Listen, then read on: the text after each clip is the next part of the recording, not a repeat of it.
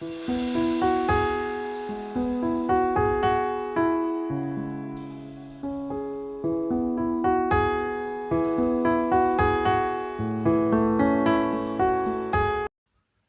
యేసు, నేను లోకమునకు వెలుగును, నన్ను వెంబడించువాడు చీకటిలో నడవక జీవపు వెలుగు కలిగి ఉండునని వారితో చెప్పెను. యోహాను సువార్త 8వ అధ్యాయం 12వ వచనం. ప్రభునందు ప్రియులారా, ఆయనను వెంబడించువాడు చీకటిలో నడవడు, జీవపు వెలుగు కలిగి ఉంటాడు. జీవపు వెలుగు is a light of life, light of living.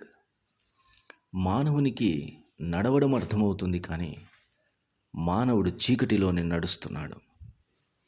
మానవుడు జీవపు వెలుగులో నడవాలి అంటే ఖచ్చితంగా వెలుగయ్యున్న యేసుక్రీస్తు పాదాల దగ్గరికి రావాల్సిందే. జీవపు వెలుగుకు, జీవపు చీకటికి చాలా వ్యత్యాసం ఉంది. చీకటిలో నడుచుచున్నవాడు జీవితం అర్థం కాదు, జీవిత పరమార్థము తెలియదు, బ్రతికేస్తుంటాడు. ఉదయాన్నే లేచి పనులు చేసుకుంటూ బ్రతికేస్తుంటాడు. భయంకరమైన శోధనలు, కష్టాలు వచ్చినప్పుడు సమాధానము, సొల్యూషన్ లేదనుకుంటాడు. ఇది ఇంతే అని కర్మను మీదేసుకుంటాడు. కానీ యేసుక్రీస్తును వెంబడించేవాడు జీవపు వెలుగును కనుగొన్నాడు. వానికి జీవితం అంటే ఏంటి అర్థమైంది. మాత్రమే కాదు, మరణము తర్వాత ఏముంటుంది అనేది కూడా అర్థమైంది. అసలు జీవితం అంటే ఏంటి అనేది అర్థమవుతుంది. జీవపు వెలుగు కలిగిన వాడు దేవుణ్ణి మొదట అనుసరిస్తాడు, దేవుణ్ణి కనుగొంటాడు, దేవుని మనస్సెరుగుతాడు. వాడు చాలా జాగ్రత్తగా ఈ చీకటి లోకమందు వెలుగు కలిగి నడుస్తాడు. చిమ్మ చీకటిలో దీపము కలిగిన వాని నడక వేరే ఉంటుంది. అదే చిమ్మ చీకటిలో దీపమే లేని వాని నడక మరో రకంగా ఉంటుంది. దీపము లేని వాని నడక ఎంత ప్రమాదమో, ఎంత ప్రయాసనో, దీపము కలిగిన వాని నడక ఎంత సులువో, ఎంత క్షేమమో. నేను జీవపు వెలుగులో దేవుని సన్నిధిని సంచరించుచు ఉండునట్లు జారిపడకుండా నీవు నా పాదములను తప్పించి ఉన్నావు. కీర్తనలు 56:12వ వచనం మధ్య భాగంలో ఈ మాటలు రాయబడ్డాయి. జీవపు వెలుగు కలిగిన వాడు దేవుని సన్నిధిలో సంచరిస్తాడు.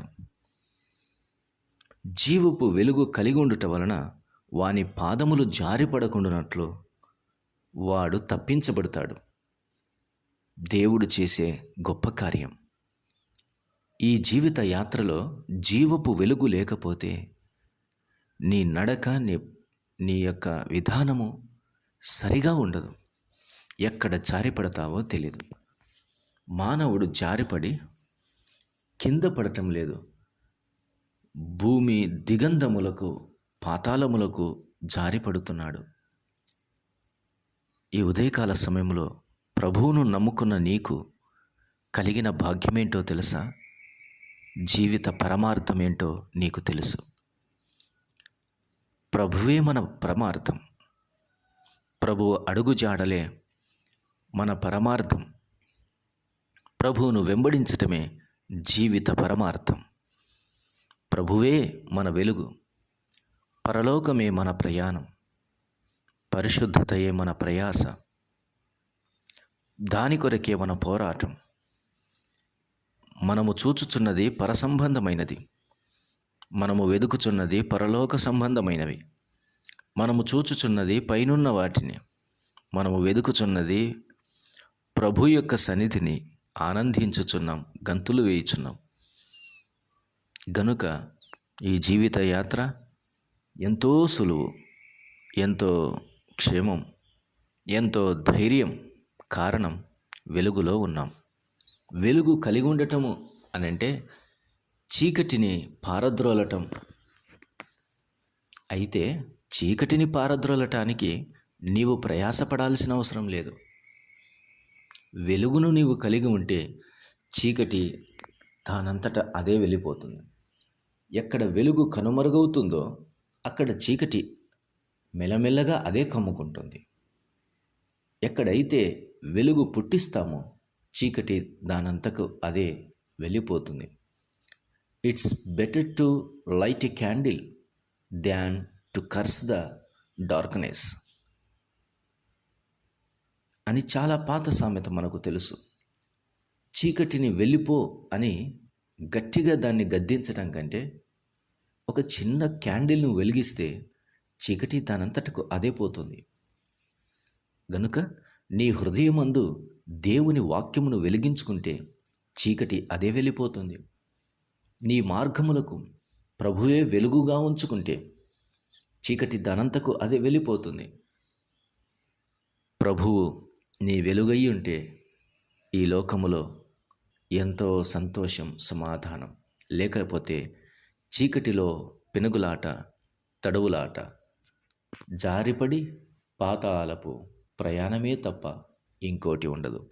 వెలుగు కలిగి జీవిద్దాం, వెలుగులో నడుద్దాం, వెంబడిస్తూ నడుద్దాం. ప్రభు వెలుగులో మనము నిలిచి సంతోషభరితులమై ఆనందముతో సాగిపోదాం. అట్టి కృప దేవుడు మనకును, మన పిల్లలకును, మన కుటుంబాలకు సదాకాలము దయచేయునుగాక. ప్రియ తండ్రి, స్తోత్రం. మాటలు దీవించండి, విన్నవారి హృదయాల్లో కార్యం చేసి మహిమ పొందుమని యేసుక్రీస్తు వారి దివ్యనామమున స్తోత్రములు చెల్లించి ప్రార్థించి వేడుకొనుచున్నాము తండ్రి. ఆమేన్.